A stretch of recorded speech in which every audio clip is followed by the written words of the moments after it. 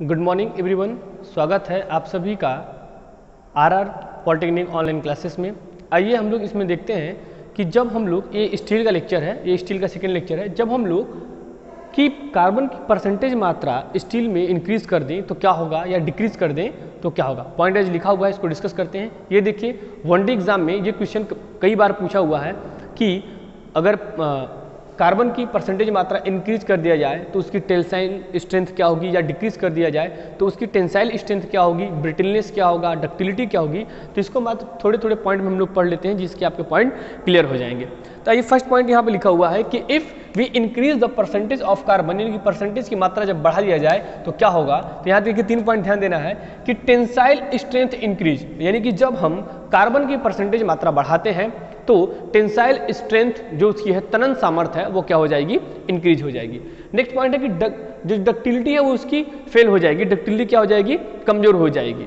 Next है increase brittleness, brittleness जो है वो भी आपका इंक्रीज हो जाएगा, यानी कि कार्बन की परसेंटेज मात्रा बढ़ाने पर आपकी टेंसाइल स्ट्रेंथ भी इंक्रीज हो रही है और ब्रिटलनेस भी क्या हो रहा है, इंक्रीज हो रहा है।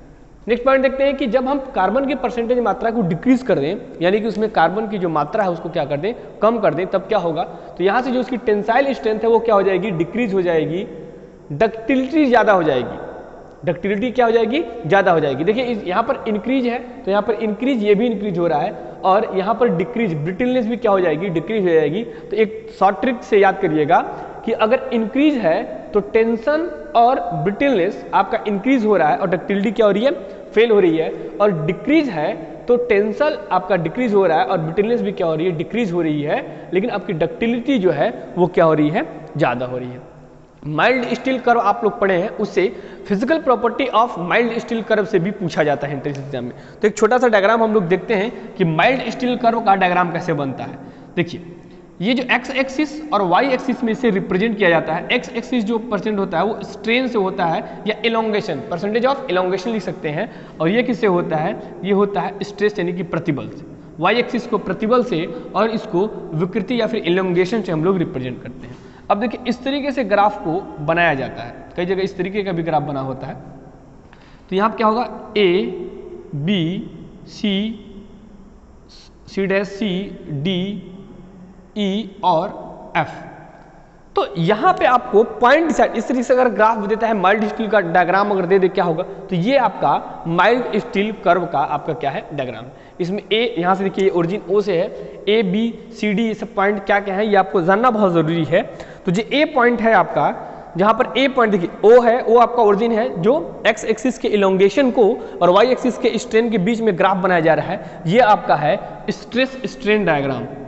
इसको बोलते हैं स्ट्रेस स्ट्रेन डायग्राम, किसका है, माइल्ड स्टील का, माइल्ड स्टील का। और हमने इसके पहले लेक्चर में बताया था कि माइल्ड स्टील में परसेंटेज ऑफ कार्बन कितना होता है, वहां से आप देख सकते हैं।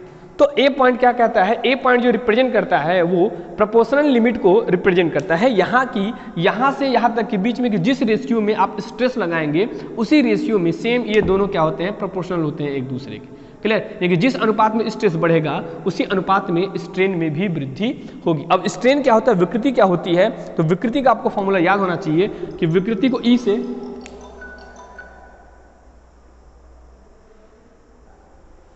विकृति को ई से रिप्रेजेंट करते हैं, और क्या होता है, change in length upon original length. और एग्जाम में ये भी पूछा जा सकता है कि क्या विकृति की कोई बीमा होती है, तो याद रखिएगा विकृति की कोई भी बीमा नहीं होती है। और स्ट्रेस की बात करते हैं तो स्ट्रेस को सिग्मा से या कहीं कहीं आपके बुक में एफ से रिप्रेजेंट किया हुआ है, तो इसे हम लोग कहते हैं बल अपान क्षेत्रफल, यानी कि फोर्स अपॉन एरिया जो होता है वो क्या होता है, फोर्स अपॉन एरिया। और एरिया कौन सा होता है, वही एरिया होगा जिस पर फोर्स, कोई क्रॉस सेक्शनल एरिया वही लिया जाएगा जिस पर वह फोर्स क्या है, एप्लीकेबल है, यानी इस पर वर्क कर रहा है। तो ये माइल्ड स्टील कर्व से भी बहुत सारे, ए पॉइंट को प्रोपोर्शनल लिमिट बोलते हैं, देन बी पॉइंट को क्या जाता है, बी पॉइंट को हम लोग इलास्टिक लिमिट कहते हैं। अब इलास्टिक लिमिट प्लास्टिक लिमिट में होना चाहिए कि इलास्टिक लिमिट तक, अगर उसकी लिमिट के अंदर है इलास्टिक लिमिट तक, तो अगर हम किसी मटेरियल पर वाई फोर्स लगा रहे हैं, एक्सटर्नल फोर्स लगा रहे हैं, अगर हम उसके जब फोर्स लगाने के बाद हम जब फोर्स को रिमूव कर दें तो वह अपने ओरिजिनल पोजीशन में आ जाए, वो हमारा इलास्टिक लिमिट है। नेक्स्ट पॉइंट करते हैं, सी पॉइंट की बात करते हैं। सी पॉइंट है अपर इल्ड पॉइंट, सी डैश, और सी पॉइंट आप क्या क्या है, लोअर इल्ड पॉइंट। एंड देखिए जो सी डी है ना, ये जो सी डी है ये हमारा प्लास्टिक रेंज है, और डीई बहुत सारे बच्चे नहीं जानते, डीई जो है वो हमारा स्ट्रेन हार्डनिंग, और यहाँ पर जो ई पॉइंट है ये अल्टीमेट स्ट्रेंथ है, यानी कि इसके बाद आपका जो डायग्राम होगा यानी कि जो मटेरियल होगा वो उसका जो स्लोप होगा वो डाउन की तरफ होगा, और ये एफ पॉइंट है, इस पर आपका वो मटेरियल क्या हो जाएगा, फेल कर जाएगा, इसलिए बोलते हैं इसको फेल्योर पॉइंट। क्लियर। तो यहां से आप परसेंटेज ऑफ इंक्रीज कार्बन और डिक्रीज अगर परसेंटेज किया जाए तो क्या होगा, इस तरीके से हम लोग देख सकते हैं। नेक्स्ट पॉइंट ये देखते हैं कि प्रॉपर्टीज ऑफ स्टील स्ट्रक्चर की कौन कौन सी स्टील स्ट्रक्चर की प्रॉपर्टी होती है। तो मैड स्टील कर्व का हमने आपको डायग्राम बता दिया, उसमें कौन छोटे छोटे पॉइंट होते हैं। बाकी आप सोम में पढ़े होंगे या और भी किसी सब्जेक्ट में पढ़े होंगे कि डक्टिलिटी क्या होती है, मेटेबिलिटी क्या होती है, ब्रिटलनेस क्या होता है। तो बहुत सारे छोटे छोटे पॉइंट आपको उस मैड स्टील कर्व से प्राप्त होते हैं। लेकिन यहाँ देखते हैं कि property of the steel structure क्या क्या है। तो हम पहले फर्स्ट देखते हैं कि फिजिकल प्रॉपर्टी क्या क्या है। पॉइंट देखते हैं कि डेंसिटी, ये फिजिकल प्रॉपर्टी में है। Coefficient of the linear expansion, रेखीय प्रसार गुणांक, ये आपका फिजिकल प्रॉपर्टी में है। Young modulus physical property, and modulus of rigidity, ये भी आपका क्या है, फिजिकल प्रॉपर्टी। अब देखिए डेंसिटी की बात करते हैं, तो डेंसिटी में हम लोग कितने कैलकुलेट करते हैं, इसके करते हैं 78.5 किलो न्यूटन पर मीटर क्यूब, ठीक है। या इसे हम लोग कह सकते हैं कि 7850 केजी पर metre cube.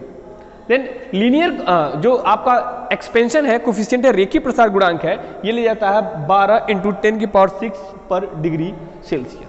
Then Young modulus जो है, जो आपका यंग मापांक है, इसकी वैल्यू होती है 0.04 × 10⁵ या से लेकर 2.18 × 10⁵। देन मॉडुलस ऑफ रिजिडिटी कितना लिया जाता है प्रॉपर्टी स्टील स्ट्रक्चर के लिए, तो इसकी जो वैल्यू होती है वो होती है 0.84 × 10⁵ से 0.98 × 10⁵ न्यूटन पर mm²। तो ये आपकी फिजिकल प्रॉपर्टी होती है किसी भी स्ट्रक्चर स्टील का। Then chemical property, chemical component की बात करते हैं तो इसमें क्या क्या कार्बन मिलाया जाता है। कार्बन की जो प्रतिशत मात्रा होती है वो ±0.02%। इस तरीके से मैग्नीज का क्या है 0.05%, सल्फर 0.005%, फास्फोरस 0.005%। अब देखिए ये दोनों अप्रॉक्सिमेटली सेम है और यहाँ पर दोनों सेम है। तांबा और सिलिकॉन 0.03%। तो यहाँ से कार्बन की परसेंटेज पूछ लेता है कि कार्बन कितना मिलाया जाता है केमिकल कंपोनेंट में, तो ये आपको बेसिक याद रखना पड़ेगा। और ये सारी जो चीजें हैं ये आपको कोड में मिल जाएंगी।